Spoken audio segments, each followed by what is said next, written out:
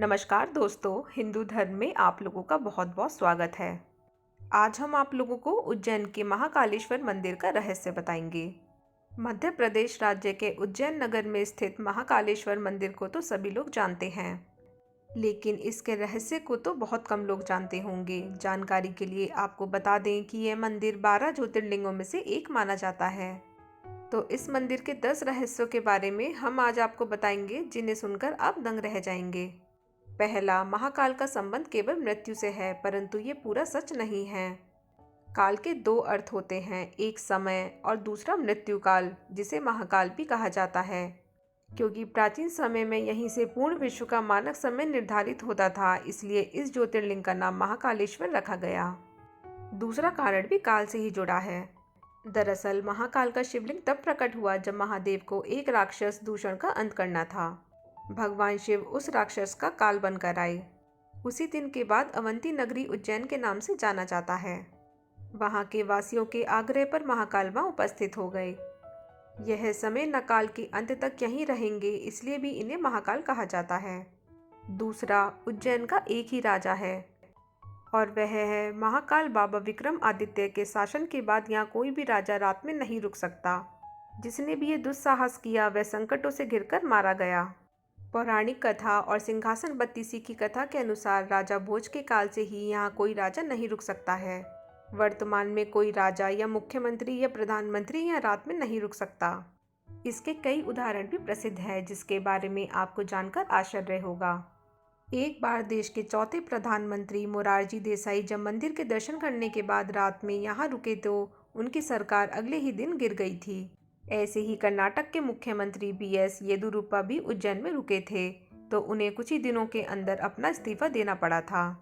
कुछ लोग मानते हैं तो कुछ लोगों के मुताबिक महाकाल भगवान ही शहर के राजा हैं और उनके अलावा कोई और राजा यहाँ नहीं रुक सकता। तीसरा, जितना प्राचीन भगवान महाकाल का मंदिर है, उतना ही रहस्यमय यहाँ होने वाली भस्म आरती भी है।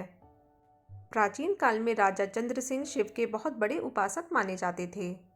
जब राजा रिपुदमन ने उज्जैन पर आक्रमण किया और राजा दूषण के जरिए वहां की प्रजा को प्रताड़ित किया, तब राजा ने मदद के लिए भगवान शिव से गुहार लगाई। प्रजा की गुहार भगवान शिव ने सुनी और स्वयं दुष्ट राक्षस का वध किया। इतना ही नहीं, भगवान शिव ने भूषण की राख से अपना श्रृंगार किया और वे हमेशा के लिए यहाँ बस गए, तो इस तरह भस्म आरती की शुरुआत हुई। चौथा, यहाँ पर भगवान शिव के शिवलिंग पर चिता की ताजी भस्म से आरती की जाती थी और इसी से उनका श्रृंगार भी होता था। एक कथित कथा के अनुसार प्राचीन काल में प्रतिदिन एक मुर्दे की राख से भस्म आरती की जाती थी, परंतु एक बार उज्जैन के शमशान में कोई भी शव ना मिलने के कारण उस समय के पुजारी ने अपने ही पुत्र की बलि देकर उसकी चिता की राख से भस्म आरती की, जिससे भगवान महाकालेश्वर अत्यधिक प्रसन्न हुए। उन्होंने पुजारी के पुत्र को जीवन दान देते हुए कहा, आज से उनकी आरती कपिला गाय के गोबर के कंडे अमलतास मिलाकर तैयार किए गए उनकी आरती नियमित रूप से की जाती है। राज्य संबंध श्रीनाथ चंदेश्वर मंदिर महाकालेश्वर मंदिर के बारे में तो आप सभी जानते होंगे, लेकिन आप में से शायद ही कोई ऐसा व्यक्ति होगा जो श्रीनाथ चंदेश्वर मंदिर को पहचानता होगा। वर्तमान में जो महाकालेश्वर ज्योतिर्लिंग है वह 3 खंडों में विभाजित है। निचले खंड में महाकालेश्वर, मध्य खंड में ओमकारेश्वर तथा उपखंड में श्रीनाथ चंदेश्वर मंदिर है। छठा, 12 ज्योतिर्लिंगों में से ही महाकाल ही एकमात्र सर्वोत्तम शिवलिंग है, अर्थात आकाश में तारक शिवलिंग, पाताल में हाटकेश्वर शिवलिंग और पृथ्वी पर महाकालेश्वर शिवलिंग ही मान्य शिवलिंग है। मान्यता ये है कि महाकाल मंदिर में शिवलिंग स्वयंभू हैं।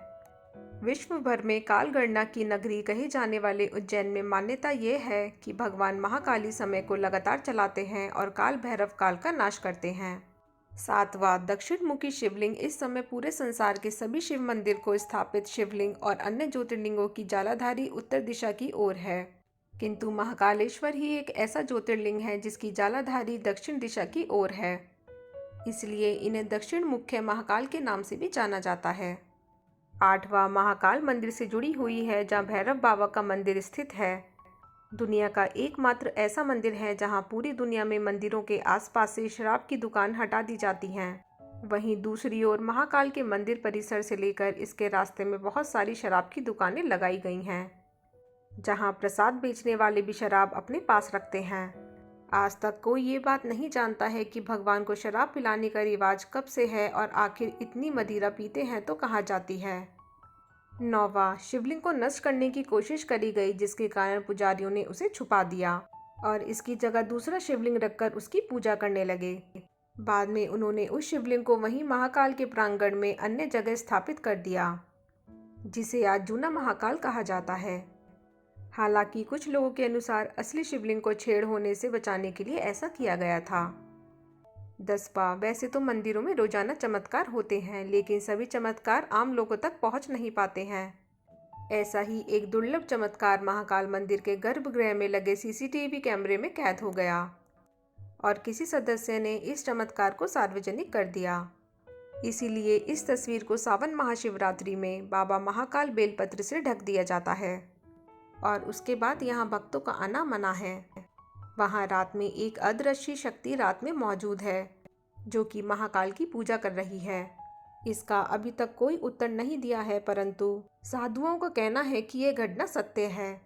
तो दोस्तों, अगर आप लोगों को मेरा ये वीडियो थोड़ा सा भी हेल्पफुल लगा हो तो इसे लाइक और शेयर करना ना भूलिएगा और मेरे चैनल को सब्सक्राइब ज़रूर कीजिएगा। धन्यवाद।